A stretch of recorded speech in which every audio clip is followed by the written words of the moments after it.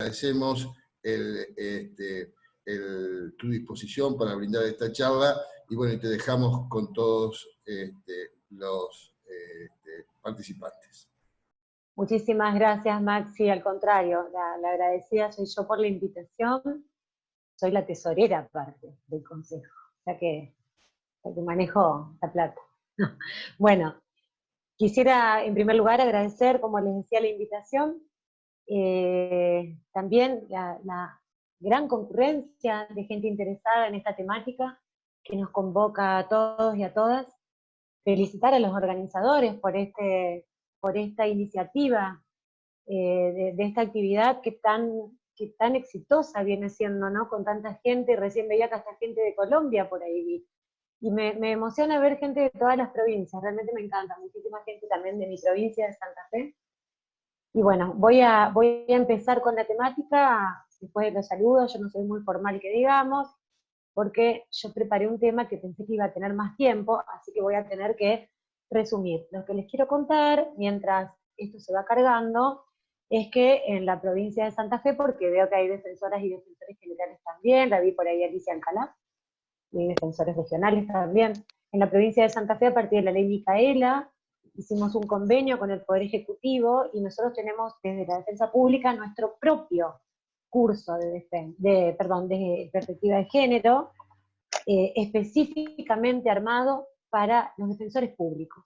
La provincia de Santa Fe tiene solamente defensa penal en este órgano con autonomía funcional que se desprendió de la Corte. Pertenecemos al Poder Judicial, pero estamos desprendidos de la Corte a partir de la implementación del sistema acusatorio, que está vigente en la provincia hace 6 años, y bueno, es un servicio público provincial de defensa penal.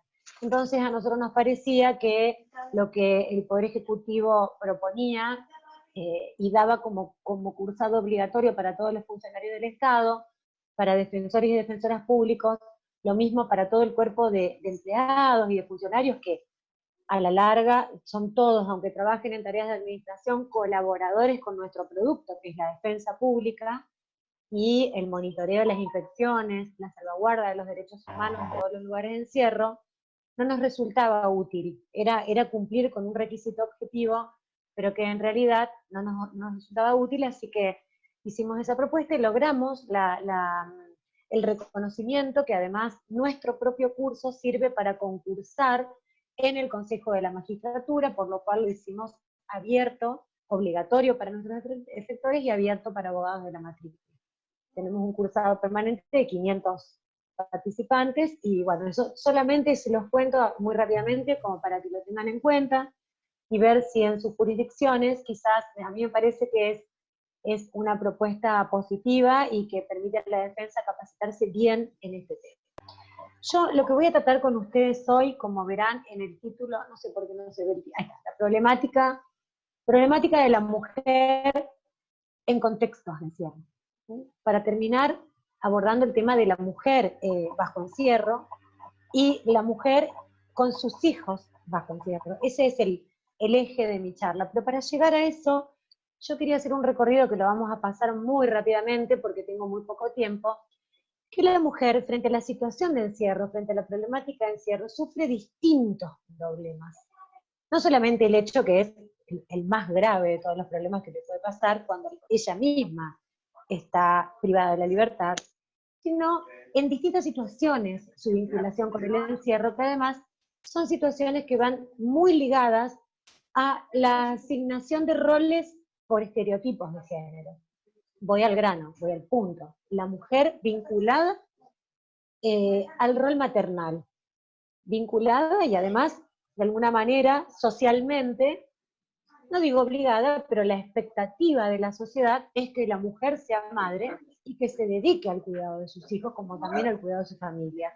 Y en ese mundo vivimos, en un mundo en donde hoy, con el nuevo paradigma de la igualdad y de la perspectiva de género, y con esos anteojos, esa lupa que tenemos que utilizar para ver todo tipo de acto social, se va deconstruyendo de todas maneras. Para eso, y se ha avanzado muchísimo en los últimos años, falta mucho. Vivimos en un mundo en donde la mujer es vista como el eje de la familia en el sentido de las tareas de cuidado, de las tareas de protección, de brindar el cariño, del acompañamiento del marido, y en torno a lo que gira la maternidad.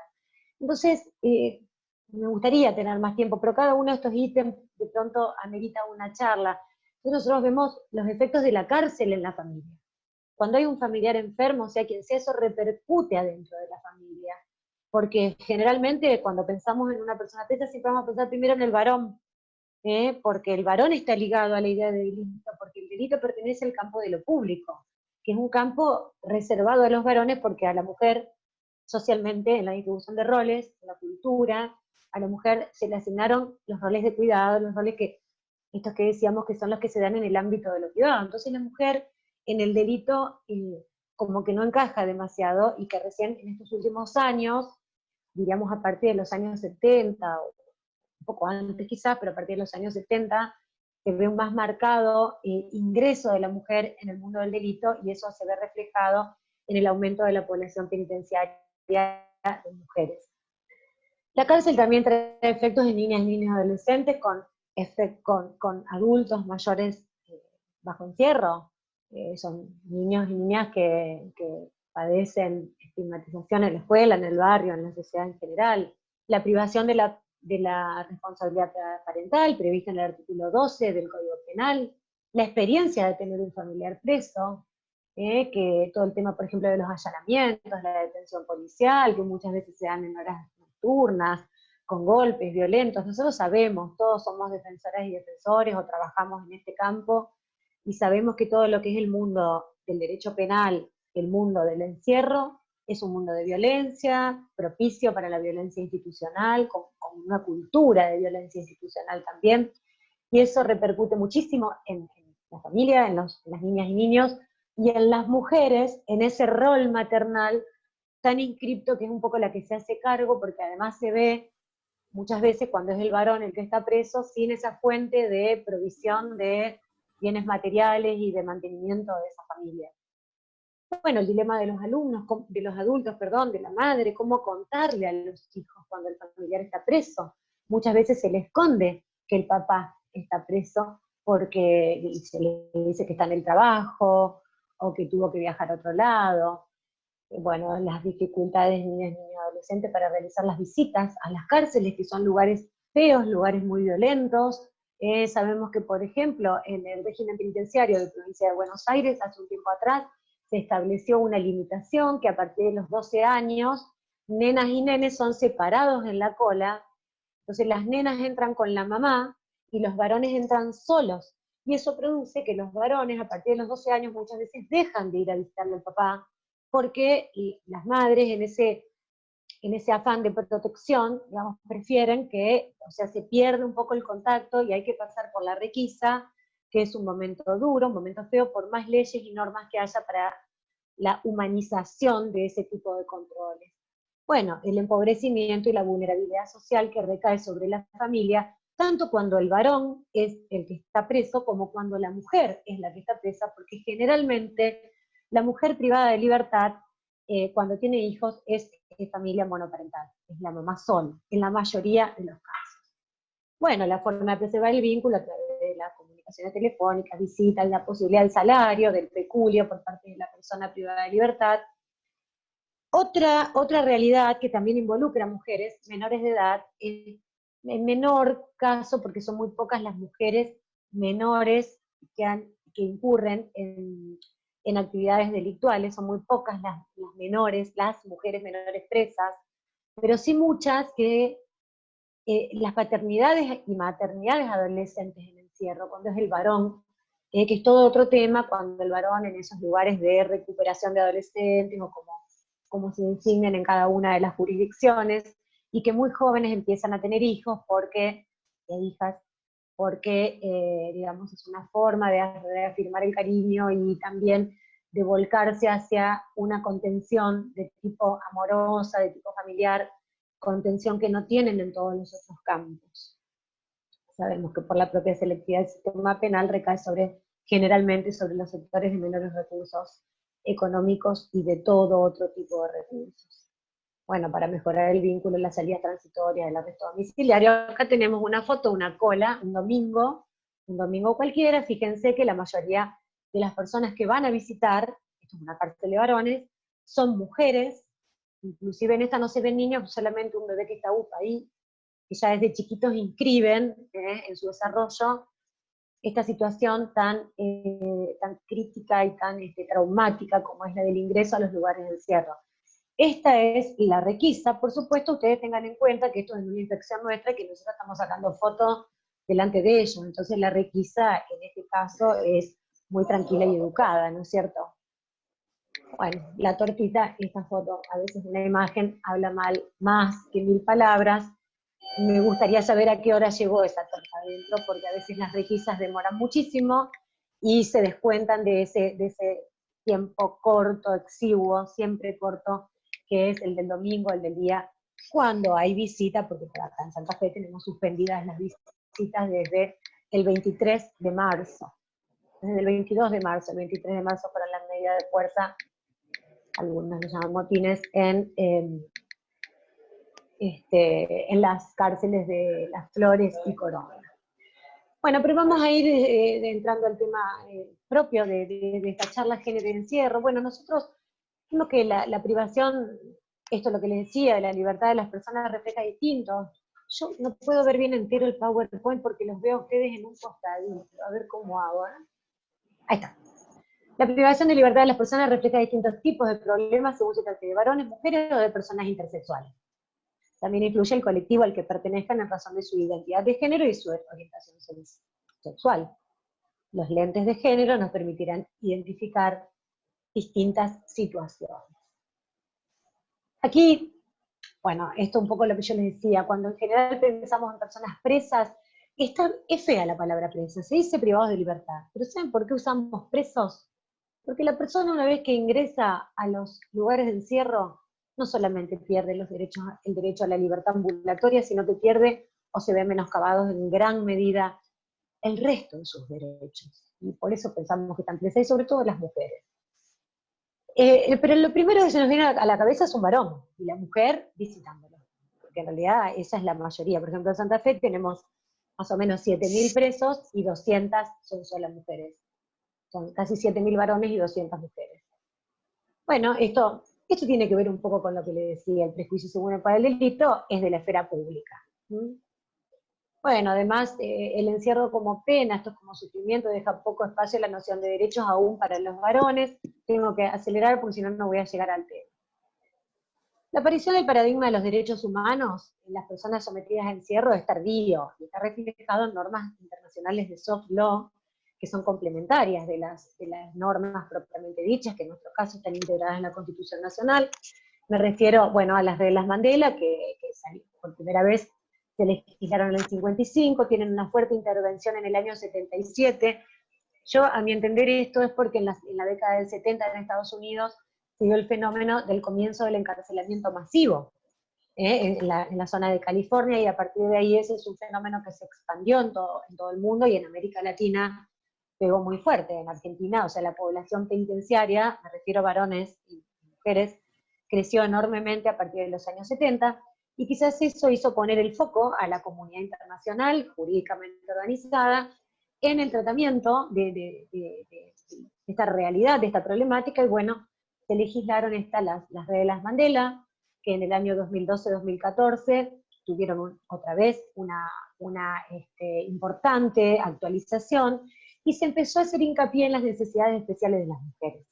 Al haber aumentado la población penal femenina en todo el mundo, fíjense que yo acá tengo un dato, que el encarcelamiento en América Latina, entre los años 2000 a 2017, el encarcelamiento de mujeres en ese lapso, en 7 años, creció un 53,3%, y el de varones un 20%. Es decir, si bien en números mucho más el de varones, en porcentaje va mucho más rápido el crecimiento de población femenina. De alguna manera también por esto, ¿no? Por la deconstrucción de estereotipos de género y por el ingreso de la mujer, sobre todo en los barrios, en los lugares de menores recursos económicos, en el ingreso al campo del delito. que ahora vamos a ver cuáles son los presupuestos básicos que vemos en la mayoría de los casos. Entonces, sobre las reglas Mandela fijaban un piso, digamos, de cuidado, de derechos, que por supuesto siempre hay digamos, una diferencia, una grieta entre lo que es el discurso normativo del campo de la realidad. Porque cuando uno recorre las cárceles ven que todas estas normas son avances, son derechos reconocidos, pero que dista mucho la realidad de encajar en esas normas, de que realmente se conviertan realmente, efectivamente, en derechos subjetivos de esos colectivos, en este caso la población bajo encierro, la población penitenciaria. Penitenciaria en lo mejor de los casos, porque también tenemos mucha población en comisarías, que se sale todavía más y entra más en el agujero negro, más todavía que la población penitenciaria. Los motivos los conocen, no hay tiempo de dar. Bueno, yendo al tema nuestro, en el año 2010, porque estas Mandelas hacían hincapié en las necesidades de la población de mujeres, ¿no es cierto?, cuando se remozaron en los años 2014. En el año 2012-2014. En el año 2010 recién surgen las primeras reglas, también normas de soft law, son reglas que tienen un carácter vinculante, pero no tienen el mismo peso que las normas, ¿no es cierto?, que los tratados, convenciones de los cuales somos parte, que en nuestro caso aparte han sido en su gran mayoría incorporados a la letra misma de la Constitución Nacional. Bueno, estas reglas tienen en cuenta específicamente que las reclusas, es decir, las mujeres, son uno de los grupos vulnerables que tienen necesidades y requisitos específicos, consciente de que muchos establecimientos penitenciarios existentes en el mundo fueron concebidos principalmente para reclusos de sexo masculino. Las cárceles siguen modelos ideados para varones.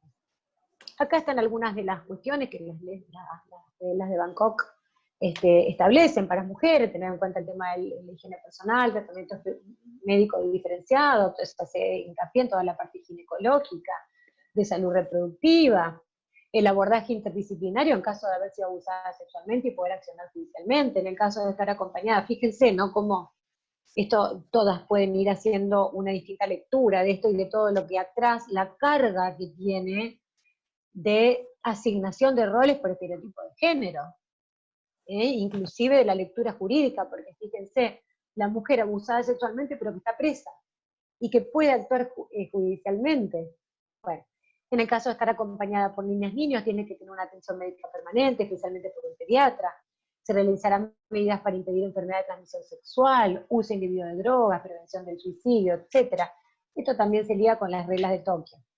Los registros personales no tienen que ser abusivos, se debe respetar la dignidad. Estos son para toda la población. En realidad, sabemos que más allá de las leyes y de las normas provinciales, que a veces apuestan más aún en protección en clave de derechos humanos a las requisas que no pueden tocarle los cuerpos y demás, en la realidad sigue existiendo la requisa vaginal, cuestiones que por ahí, sin llegar a la requisa vaginal, yo he visto con mis propios ojos mujeres muy grandes yendo a visitar a sus hijas, presas en comisaría, y que al salir a las 6 de la tarde en pleno invierno, estando nosotros de inspección, se levantan la ropa delante de todo el mundo para que la policía las requise que no están sacando nada del establecimiento de encierro. Si todo eso demuestra que más allá de las normas hay una cultura muy importante con mucha violencia en el tema de las requisas. Bueno, y que se alentará y facilitará el contacto con familiares, las visitas conyugales o íntimas, fíjense, conyugales. Bueno. El perfil general de la mujer encarcelada en Argentina es el de la mujer que no tiene antecedentes penales. Hay casi un 90% de causas, las mujeres es la primera vez que ingresa a un penal, y de ese total, de ese 100% de mujeres encarceladas, hay casi un 90% que vienen precedidas de dos situaciones: causas económicas, es decir, de pobreza, que las llevan a delinquir. Por ejemplo, las vinculan a esto que pusimos acá en el subtítulo, delitos conexos al trabajo sexual de mujeres, o sea, que están con el ejercicio de la prostitución, son trabajadores sexuales, mejor dicho, y se vinculan a un mundo delictual propio, muy emparentado, que son delitos conexos, tanto al trabajo sexual, que no es delito, como a la trata de personas. Y también a la ley de estupefacientes, que hasta ahora no he escuchado ninguna gran narcotraficante, sino que siempre, 95% de los casos, son mulas o se dedican al narcomenudeo, mulas utilizando su cuerpo para el pase de pequeñas cantidades de drogas y son captadas por el sistema penal que las atrapa y las encierra. Los principales problemas que emergen del encierro de mujeres, bueno, el alejamiento y destrucción de los vínculos familiares, porque esto que nosotros vimos en esta foto, en las mujeres no se da. A las mujeres, los varones, sus parejas las van a visitar el primer tiempo y rápidamente son abandonadas. Sus hijos e hijas las visitan generalmente hasta la adolescencia, pero cuando empiezan a pasar por esto, por la requisa, y que les empiezan a tocar el cuerpo, o hacerles levantar la remera a las nenas adolescentes, o por ejemplo acá en Santa Fe, un criterio era preguntarles si ya tenía la menstruación o no, para saber si había que requisarla o no requisarla. Fíjense en la locura a la que se llega. Entonces, las nenas y los nenes a partir de los 10, 11 años se empiezan a alejar y pierden ese vínculo con la mamá. Entonces vemos que la mujer encarcelada pierde uno de los grandes problemas, es el alejamiento y la destrucción de los vínculos familiares. Generalmente son sus madres las que las siguen visitando,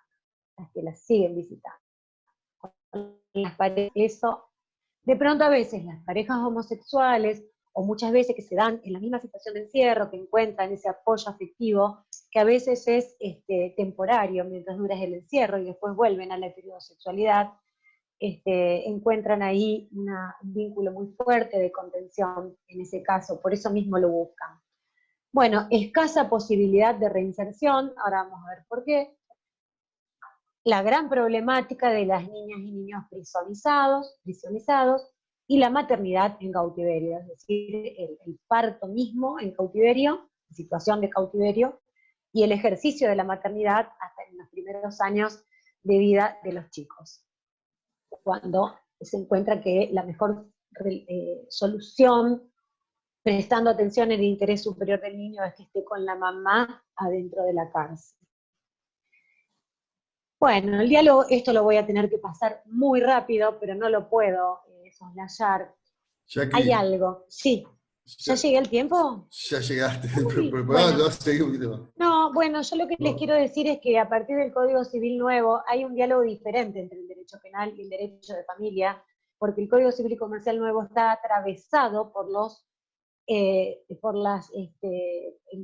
todo el bloque constitucional de derechos humanos, y está la obligación de los operadores de interpretar en clave constitucional de derechos humanos. Entonces, de alguna manera, toda la problemática de familia se desprivatizó. Entonces, ahora hay un nuevo diálogo entre el derecho penal y el derecho de familia, porque tenemos un mismo norte en cuanto a la normativa y a los criterios de interpretación. Y hay que abrir mucho la cabeza, sobre todo muchos de ustedes que tienen la posibilidad de tener una defensa integral.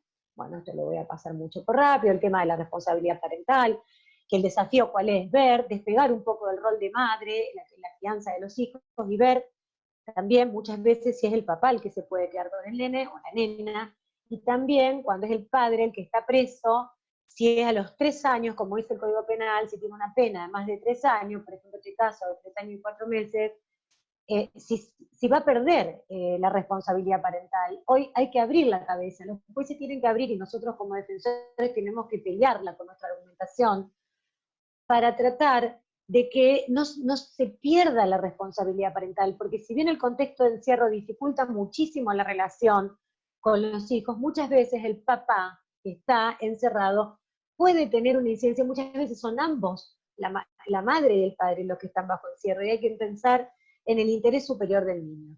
Voy a pasar rápido, miren todo lo que yo tenía, el Power se los dejo, yo sé que ustedes lo van a mirar.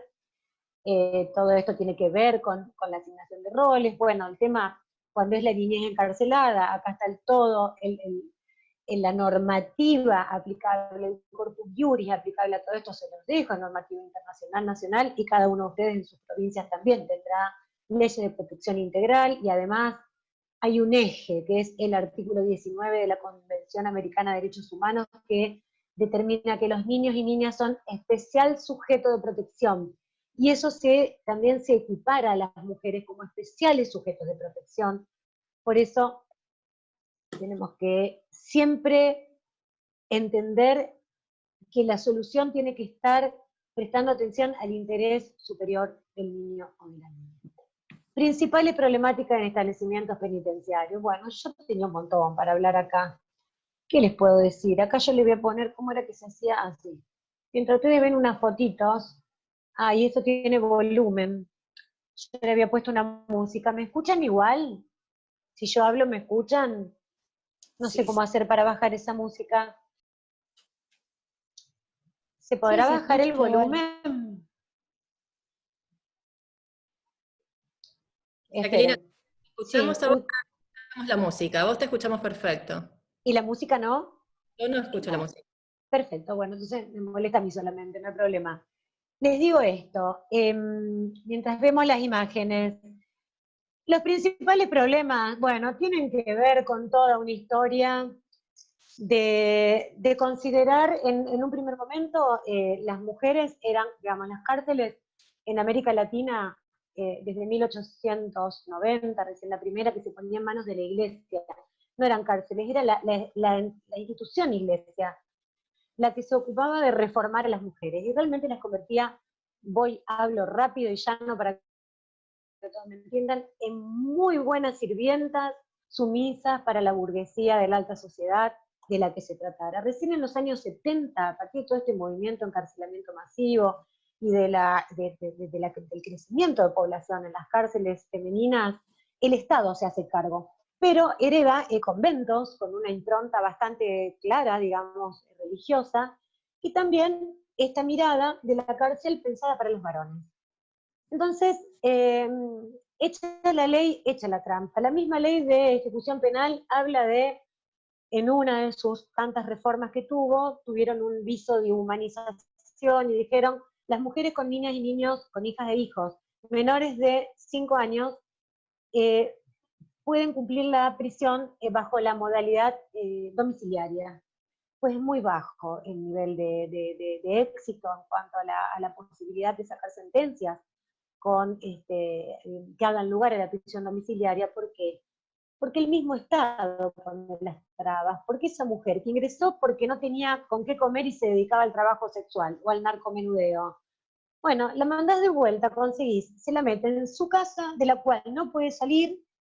Generalmente son familias monoparentales, o sea que ella mantiene esa nena o nene, y que además no tiene una familia, porque si no esa nena o nene no estaría con ella, estaría criado por la abuela, o por algún hermano mayor, a un familiar amoroso.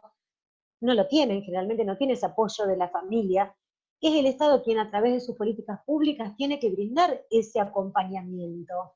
Entonces la mujer termina encerrada en su casa, con la nena o el nene que no lo pueden ni llevar al jardín de infantes, ni nada, ni salir a trabajar.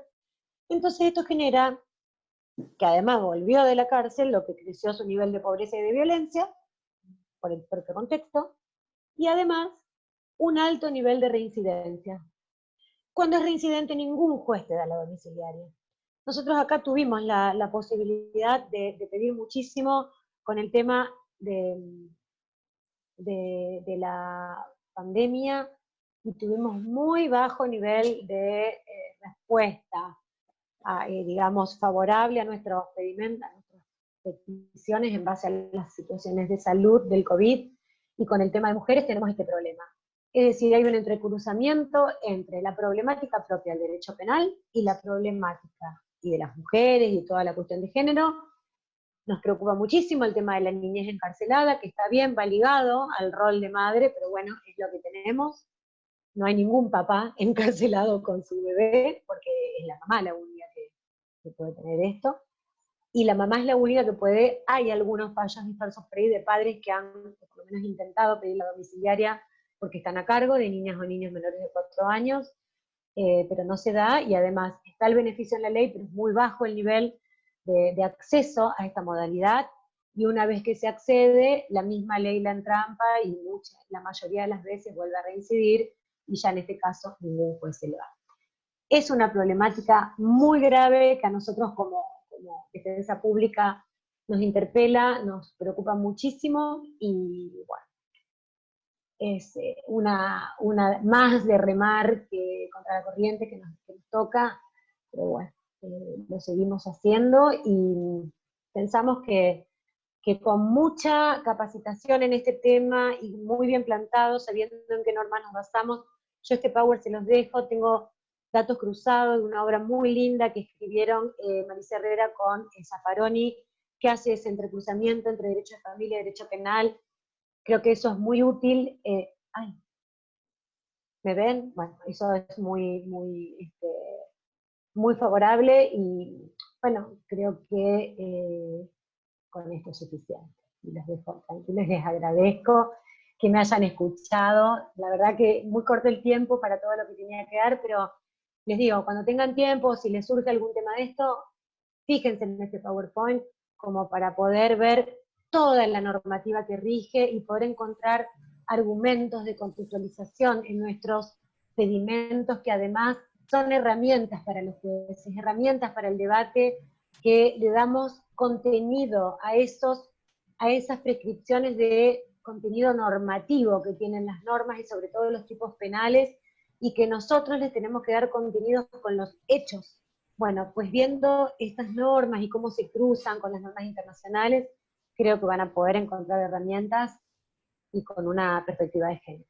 Bueno, muchísimas Bueno, gracias. Jackie, muchas gracias. Gracias a usted, y perdón que me extendí demasiado. Te cuento que estamos recibiendo en el chat muchas felicitaciones por tu charla, así que están todos muy contentos.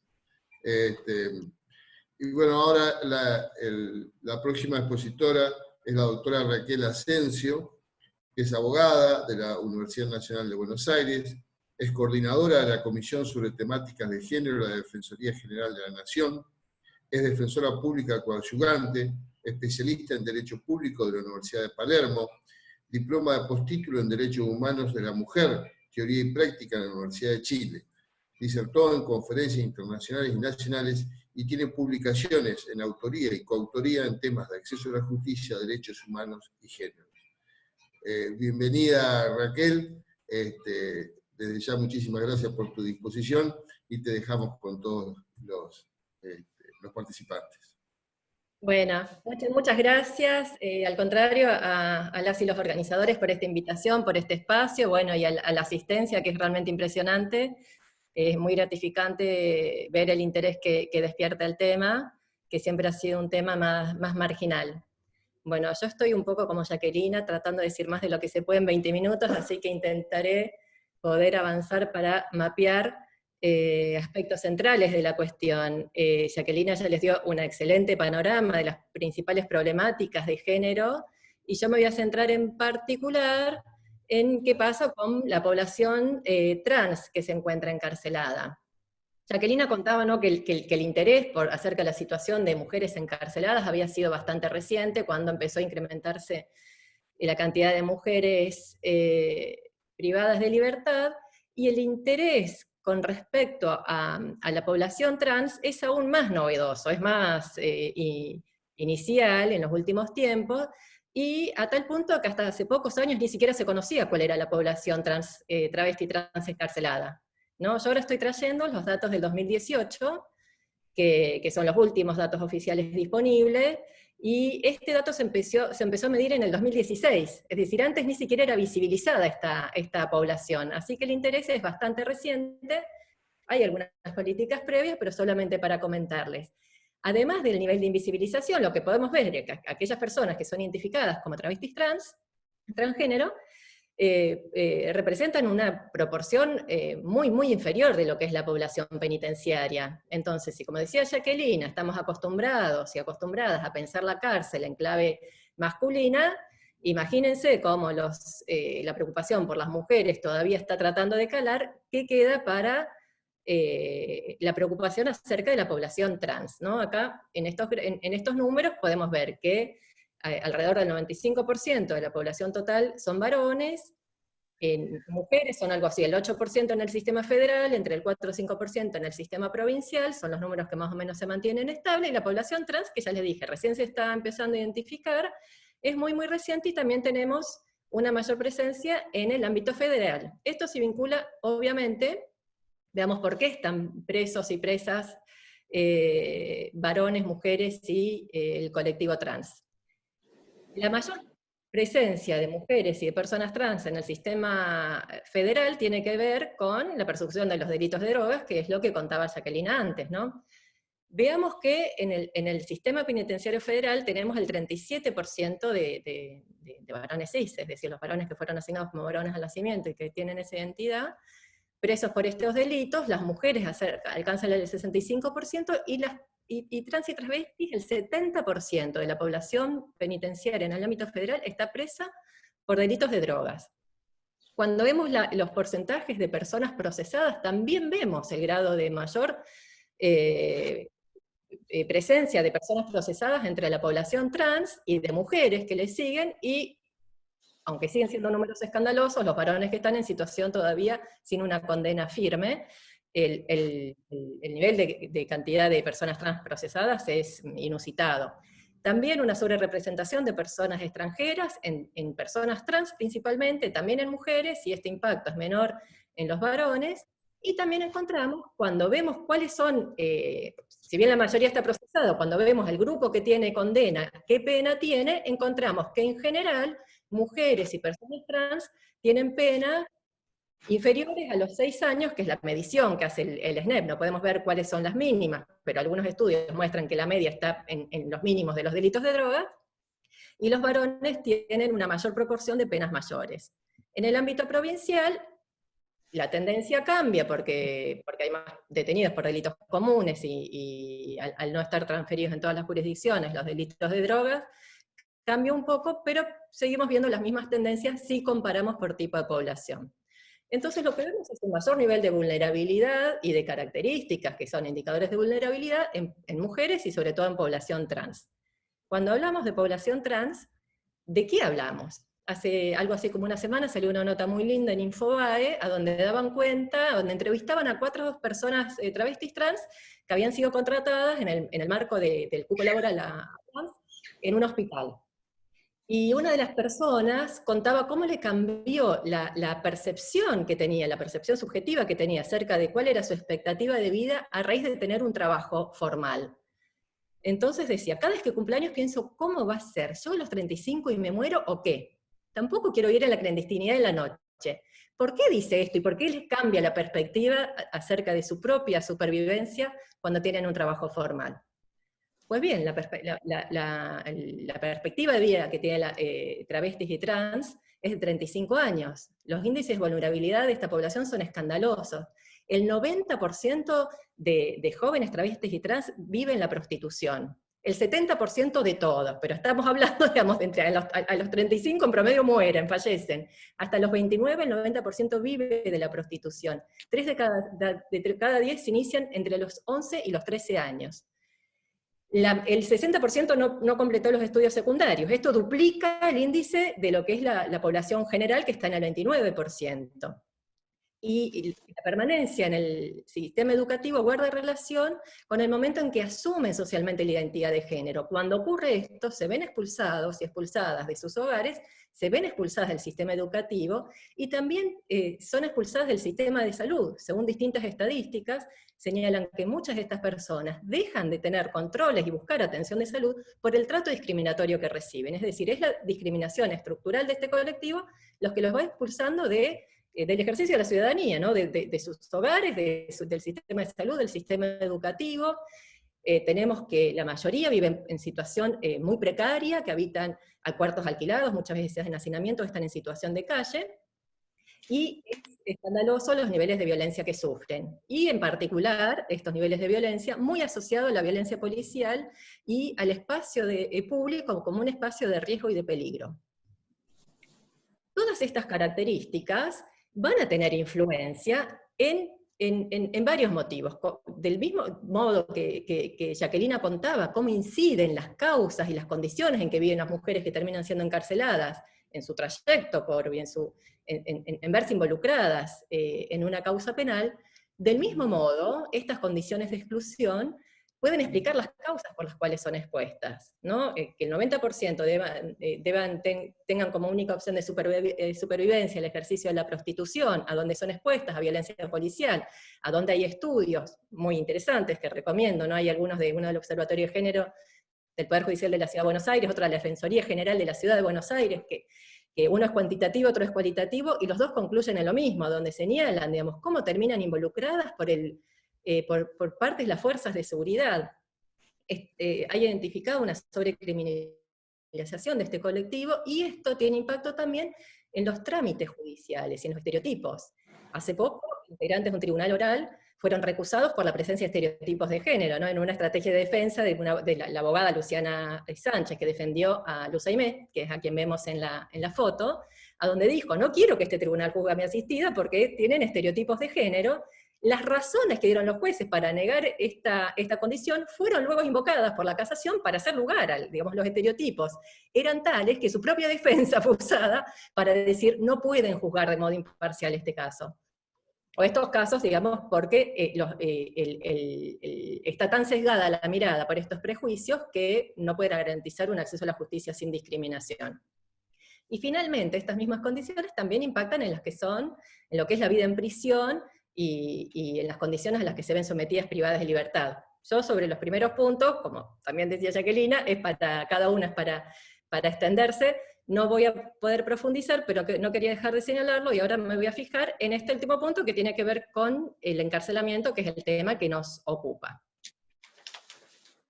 En el año 2006, la Corte Interamericana, cuando por primera vez tenía una mujer en su composición, que es Cecilia Medina, a quien vemos en la foto, dicta un fallo que es considerado paradigmático porque es la primera vez que incluye un enfoque de género en su tarea. Y en este fallo, que es el considerado paradigmático desde el punto de vista de género, lo que hace la Corte Interamericana es decir, yo voy a hacer un análisis de género para estudiar este caso. Se trataba del caso que involucraba a un penal, a donde tenía población masculina y femenina que se vio afectada por formas de violencia institucional con la excusa de un traslado. Y lo que hace la Corte Interamericana en ese caso es reconocer el impacto diferenciado que tiene la cárcel para varones y para mujeres, ¿no? Esto hace la Corte Interamericana en el año 2006. No tenemos un pronunciamiento idéntico en el sistema interamericano, pero a fines del año pasado, la Comisión Interamericana de Derechos Humanos pide a la Corte Interamericana que emita una opinión consultiva, ¿no? Esto está regulado en el marco de las atribuciones de los órganos interamericanos, y le pide que se pronuncie en particular sobre cuál es el impacto diferenciado que tiene la cárcel en determinados grupos especialmente vulnerables, a los que llama grupos en situación de riesgo. Entre estos grupos en riesgo, hace referencia al impacto que tienen aquellos colectivos que por motivo, entre otros, de la orientación sexual o la identidad y la expresión de género, ven agravada su situación porque además de tener las mismas carencias generales de las condiciones nefastas de lo que son las cárceles en la región, se adicionan las propias de su condición. Y esas necesidades adicionales que no son atendidas generan un impacto desproporcionado. ¿Qué quiere decir que genera un impacto desproporcionado? Que tiene un efecto discriminatorio. Recordemos que en el ámbito interamericano, al igual que el ámbito universal, que es la definición que tienen en las convenciones específicas de discriminación racial y discriminación por motivos de género en la CEDAW, dice la discriminación tiene lugar cuando es el objetivo de alguna conducta, omisión, práctica, o cuando es el resultado. La Corte y la Comisión Interamericana hacen propio también estas definiciones sin tener el texto expreso, y señalan, la discriminación ocurre también cuando las prácticas que son en apariencias neutrales tienen un impacto desproporcionado. Esto es discriminación indirecta, lo que se conoce. Cuando pide esta opinión consultiva la Comisión Interamericana, hace dos señalamientos que me parece interesante remarcar. Es que aquellas situaciones, que todos los colectivos que están en situación de vulnerabilidad, ven reforzada esa situación de riesgo a sufrir vulnerabilidad o afectación en sus derechos por esa misma condición. Y esto es algo que es sabido. ¿Y qué dice? La cárcel reproduce y refuerza la discriminación y la violencia. Es decir, aquellas condiciones que son motivo de preocupación en el ámbito libre se ven intensificadas en el ámbito carcelario. Y por otro lado, hace otra aclaración Y dice la Comisión Interamericana, la discriminación indirecta, esto es, el impacto desproporcionado que sufren estos colectivos a los que identificó la Comisión Interamericana, deriva de las condiciones de su detención. No es una vulnerabilidad per se, no es algo que la persona arrastra consigo y no hay nada que hacer. Esto está asociado, ese impacto desproporcionado está asociado a las condiciones de detención. ¿Por qué? Porque no recogen, no respetan, no toman estas necesidades, estas características, estas vivencias precisas de estos colectivos, porque, como decía Jacqueline, la cárcel está pensada en clave masculina, está pensado por hombres para hombres. Así como tenemos las reglas de Van Gogh y tenemos desarrollo en jurisprudencia, en principios internacionales que empezaron a prestar atención a la situación de las mujeres, menos desarrollos explícitos tenemos con respecto a población trans. Las reglas de Mandela, que son bastante recientes, son posteriores a las reglas de Van Gogh, señala como reglas generales de tratamiento que en la cárcel hay que asegurar que no haya discriminación por cualquier motivo, ¿no? Habla de por sexo, idioma, opinión política, por el origen nacional, o cualquier otra situación. Y lo que dice es que para que este principio de no discriminación sea efectivo,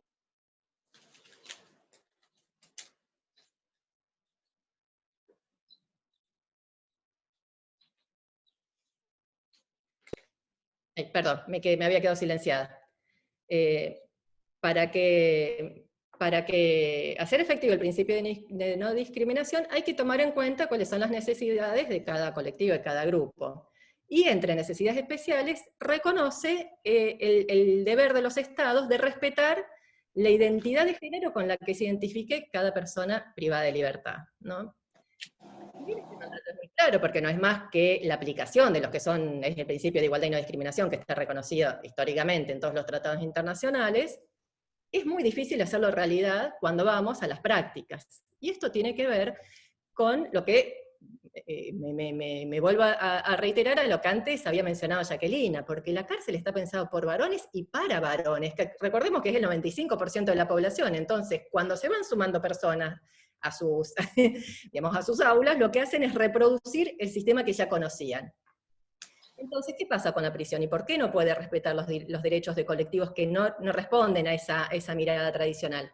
Porque es un dispositivo masculino, es decir, esto está pensado para varones, cisnormativo. ¿Qué significa esto? Que toman como algo natural que cada persona se va a identificar con el género que coincida con el sexo asignado al momento del nacimiento. ¿Qué quiere decir esto? Que a quien inscribieron como mujer, luego se va a identificar como una mujer, a quien inscribieron como un varón, se va a identificar como un varón, y además es binario. Es decir, no reconoce más o sos varón o sos mujer. Y en adición, la asignación de estos dos sexos, que es binario y que es dicotómico, es estática. Si una persona una vez se ha identificado de una forma, no acepta que luego cambie y mute esa percepción. Entonces, ¿qué significa para estas poblaciones, digamos, para quienes no son varones cis, digamos, que la cárcel es un modelo masculino? ¿Qué significa esto? Que se les va a dar el mismo tratamiento que se le da a los varones. ¿Y cuál es el sistema carcelario? ¿Cuál es el modelo penitenciario que ha adoptado nuestro país? Bueno, tenemos que buscar grandes lugares para alojar a gran cantidad de reclusos, para poder después darles el trabajo, la educación, aplicar el régimen de progresividad, etcétera, etcétera, y para eso los juntamos a muchos y vamos así maximizando los recursos. Y este es el modelo que se ha repetido en todos los casos. Ahora, ¿qué pasa cuando pensamos que las mujeres son entre el 4 y el 8% de la población penitenciaria masculina? ¿Cuentan con la misma cantidad de centros de detención? Y no. Pensemos en el sistema federal, tenemos un par en Ezeiza, un par en el norte, pegaditas, algunas, muy poca capacidad en el Cuyo, y un establecimiento para condenadas en La Pampa. Es decir, contamos con los dedos de una mano, más o menos, cuáles son los lugares de alojamiento, y lo mismo cabe decir con respecto a población trans, donde, según los lugares de alojamiento para recibir, son muy acotados. Cuando son mega establecimientos y la población es tan chica, ¿qué pasa? Son muy pocos los establecimientos, y esto hace que estén más alejados, que sean sometidas tal vez a condiciones de seguridad que no son las que exige, porque hacen una mega cárcel con condiciones tal vez de máxima seguridad, pero tal vez la mayoría de la población no requiere ese tipo de tratamiento, Y además se les aplica un régimen de progresividad que no tiene en cuenta cuáles son los delitos por los que terminan involucrados y las penas que se les aplican. Ustedes que saben que mujeres y personas trans prácticamente no acceden a salidas transitorias o a los derechos de liberaciones. ¿Por qué? Porque el régimen de progresividad está pensado en clave masculina, esto es para penas más largas. Entonces, cuando la pena es más corta, como son las que reciben las mujeres o la población trans, están en condiciones de recuperar la libertad cuando podrían tener algunos de los resultados del avance en el régimen de progresividad. Esto significa que tenemos la cárcel pensada en un sistema androcéntrico, que afecta derechos de quienes no se adaptan y no respetan o no responden a ese modelo tácito normativo. Les traigo en un paréntesis un caso que, si la mayoría de quienes están del otro lado son defensoras y defensores o quienes trabajan en la defensa, los van a conocer, ¿no? Una condena muy reciente de la Corte Interamericana Argentina en el caso López. ¿Qué se había cuestionado en este caso?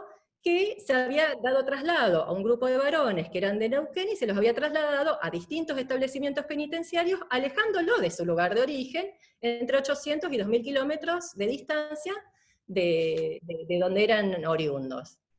Y la Corte Interamericana en este caso dice, ojo, no nos tenemos que olvidar que la pena tiene como finalidad la readaptación social, y sin contacto con los vínculos familiares y afectivos, no se puede lograr la reinserción y la readaptación familiar. Además, cuando se lo traslada y no recibe visitas, esto no solamente afecta el derecho a la protección familiar, sino que también nos pone al derecho a la integridad personal. Digamos, esto también entra en juego la integridad personal, significa una injerencia arbitraria en la vida privada, en la familia, y además afecta el principio de trascendencia mínima de la pena. Y bueno, se encontró responsable el Estado de Argentina porque al haber alejado tanto de su lugar de origen a las personas que eran trasladadas, consideró que estaban vulneradas todas estas normas de la Convención Americana de Derechos Humanos. Y ahora, lo que importa es el resultado discriminatorio y no la intencionalidad. Montar todo un sistema que por su propia estructura tiene este resultado, ¿no viola de igual forma estos derechos reconocidos en la Convención Americana? Bueno, sigamos con el modelo penitenciario masculinizado, androcéntrico.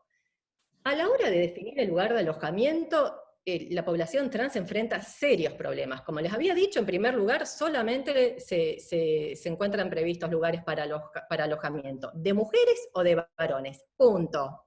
Otras vivencias, otras realidades, la internalización de otros géneros diversos, cambiantes, migrantes, no son ni siquiera reconocidas como tales. Es decir, primero se establece un sistema fijo. Y además, las personas son encasilladas en una determinada categoría, y es muy difícil salir de ese encasillamiento porque la persona no es creída, o porque no aceptan, digamos, que la vivencia de la identidad de género pueda transitar de forma más fluida, entre distintos géneros, entre géneros que no sean los dicotómicos. Esto además se ve agravado porque cuando se decida en qué lugar va a ser alojada una persona, yo estoy hablando del sistema penitenciario federal, que es lo que conozco, las personas no son consultadas acerca de cuál es el lugar de alojamiento al que desean ir. Lo que se hace es dar prominencia a la expresión de género. ¿Qué significa eso? Que el servicio penitenciario clasifica a ojo. Sí, para la percepción de que tienen los agentes o las agentes del sistema penitenciario, se trata de una mujer trans, va a una cárcel de mujeres. Y esto sin tomar en cuenta cuál es la identidad autopercibida, que es la protegida por nuestro marco legal. Entonces, decidir a ojo por la expresión de género. Te leo los labios, Maxi. ¿Estamos en tiempo? Ahí estaba muteado. Estamos en tiempo, pero bueno, tomar Perfecto. lo que creas necesario. Termino, gracias. Digamos, no considerar cuáles son las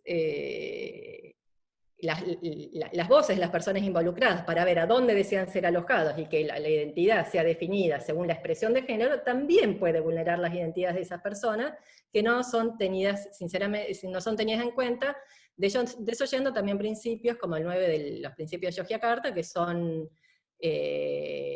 elaborados y un marco de referencia e interpretación del derecho internacional de los derechos humanos.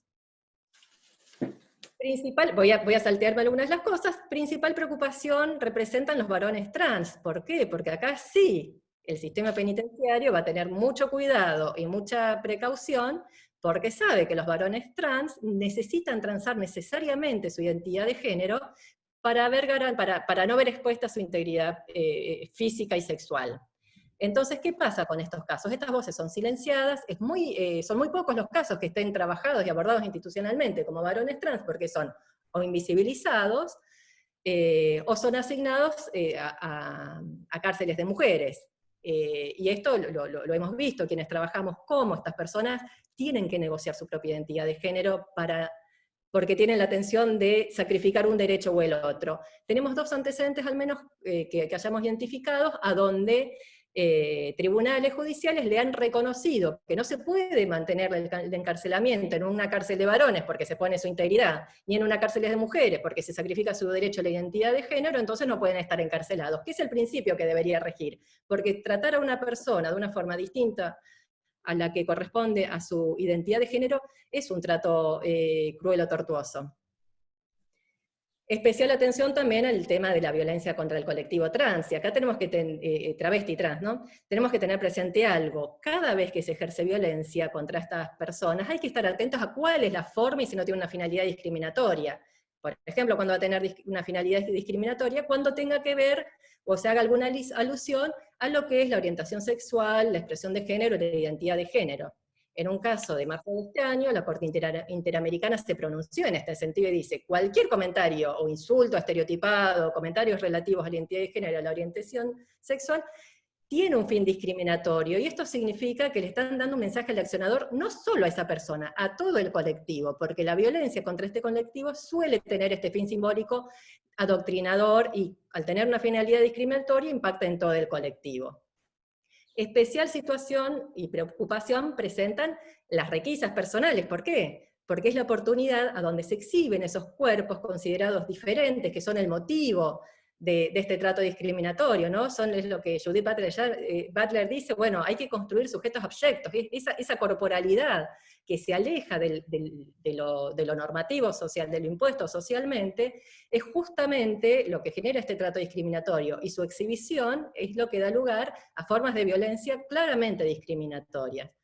Desde la Defensoría General de la Nación se hizo un amparo colectivo con motivo de la forma en que se realizaban las requisas a la población trans travesti, que fue ganado en primera y en segunda instancia y que dio lugar al dictado de una guía, ¿no? De un protocolo acerca de cómo deben ser realizadas las requisas a este colectivo, y la buena noticia de esto no solamente es que se ganó, sino que se modificó esa práctica. Ya no tenemos prácticas de humillación, de trato degradante al momento de realizar las requisas personales, y esto también es una prueba de que se puede bregar por el respeto de los derechos de las personas, y hay que seguir intentándolo. Y con esto termino. Ya no voy a repetir, algunas cosas las había adelantado Jacqueline, digamos, el impacto desproporcionado que tiene también en lo que es el contacto con el mundo exterior, y lo que sí quiero señalar, que en esto también se intensifica en esta población trans, es que el mayor aislamiento que tiene, no solamente por la cuestión geográfica, sino por la vulnerabilidad del colectivo, por quiénes son sus familias nuevas, muchas veces no son las de origen que los han expulsado, sino que son sus hermanas que las han recibido, las otras personas trans que son muy humilladas o discriminadas. Entonces esto hace que sea más difícil mantener estas visitas, y si el 90% de las mujeres travestis y trans tienen que vivir de la prostitución porque no tienen una oportunidad real de insertarse en un trabajo formal, pensemos qué oportunidad de reinserción social, de readaptación ofrece la cárcel a personas que están en esa situación de exclusión social, a las que le sumamos además antecedentes penales. Bueno, con esto termino, solamente menciono que seleccioné alguna bibliografía para quienes les interese, ahí hay un poquito de todo, algo de estándares internacionales, estudios locales, algo de bibliografía, algo de informes de diagnósticos, etcétera, etcétera, que también esto lo voy a compartir para aquellos que tengan interés en el tema. Así que bueno, muchas gracias, voy a intentar dejar de compartir pantalla ahora, así lo libero. Ahí estamos.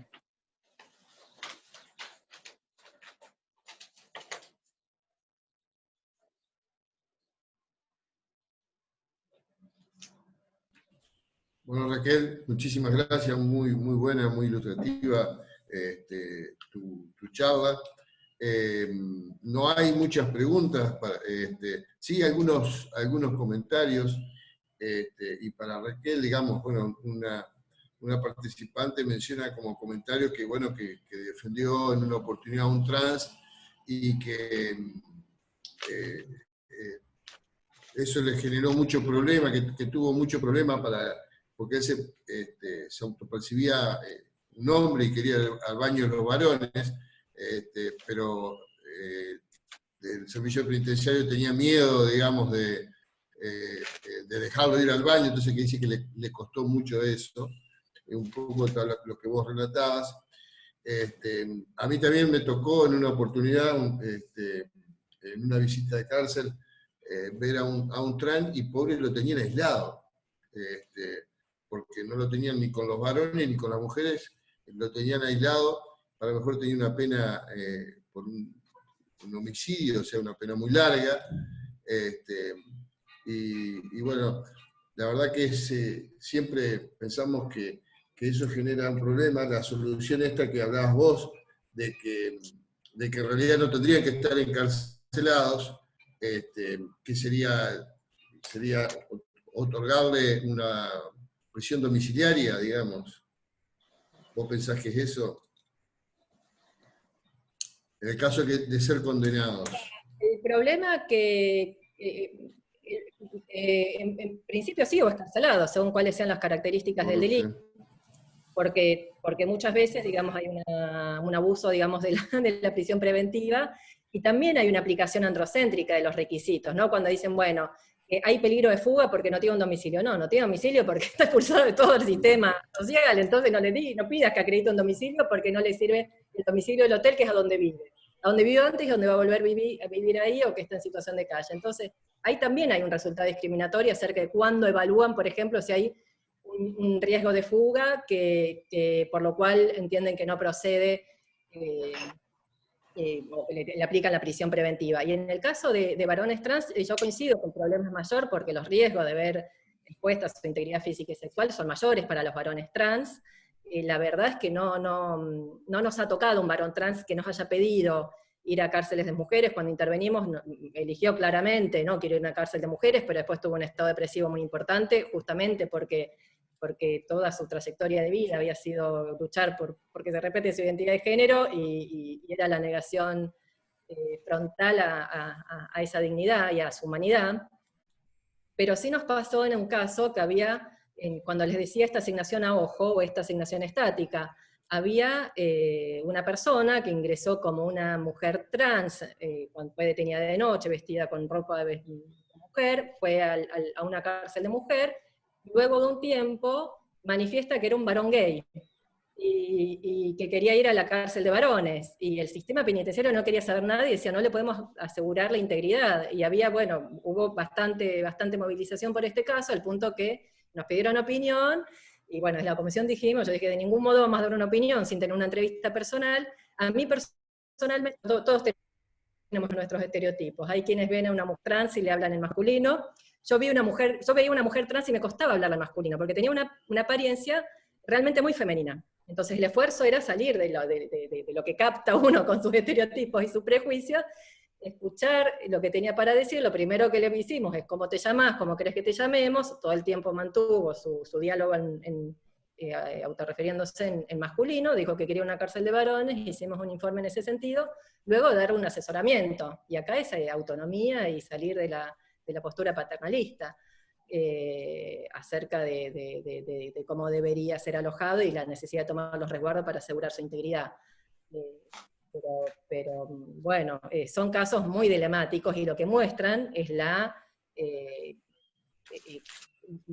falta de preparación del sistema penitenciario para alojar a esta población. Lo que es inadmisible es que las personas tengan que elegir entre la integridad o la identidad. Digamos, lo que hay que hacer es asegurar el cumplimiento de la pena, que es una pena privativa de libertad. Entonces, bueno, no podrá transitar, pero no es incita a la pena privativa de la libertad ni la negación de la integridad ni la negación de la identidad de género. Entonces ahí, bueno, nuestra pelea es si no le pueden garantizar condiciones de respeto a derechos básicos, bueno, no debería estar privada de libertad de esa persona. Y muchas veces el arresto domiciliario tampoco es es una opción porque no cumplen con las condiciones para poder sostenerlo. Perfecto. Bueno, no tenemos más preguntas. Solamente ahí en el chat se da el link donde se puede bajar el Power de la doctora Balancioni, así que presten atención. De todas maneras quedan a disposición de ustedes los Power, así que cualquiera que esté interesado se lo podemos pasar. Nuevamente, muchísimas gracias a las expositoras, muchísimas gracias por las exposiciones de los dos que han sido brillantes, además porque por la disposición que tuvieron ambas, desde el primer momento que se las invitó, estuvieron dispuestas a dar la charla, y también, lógicamente, el agradecimiento a todos los participantes, porque sin ellos es imposible dar este tipo de charlas o de eventos. Así que gracias a todos por la colaboración, como siempre, a Sebastián, a Pablo Montefiori, y a toda la gente que trabaja para que todo esto se pueda dar y que como ha ocurrido hoy, la verdad que no hemos tenido ningún inconveniente técnico, así que eso es gracias también a toda la gente que trabaja para que esto salga bien. Así que nuevamente muchas gracias a todos en nombre del Consejo Federal. Lo vamos a mantener al tanto, seguramente en noviembre vamos a hacer alguna otra charla, tal vez les preguntemos sobre qué temas prefieren ustedes, y en base a eso diseñemos los temas y los expositores para el mes de noviembre y diciembre. Así que muchísimas gracias y un saludo a todos. Muchas gracias. Gracias por la invitación y el espacio. Gracias, Maxi, gracias, Sebastián, y un saludo a todas y todos. Felicitaciones, Raquel, muy bueno tu relevamiento aparte. Excelente. Bueno, gracias igualmente para vos también. Hay para hablar un montón de eso, es muy problemática la situación. Gracias, chao, chao, chao.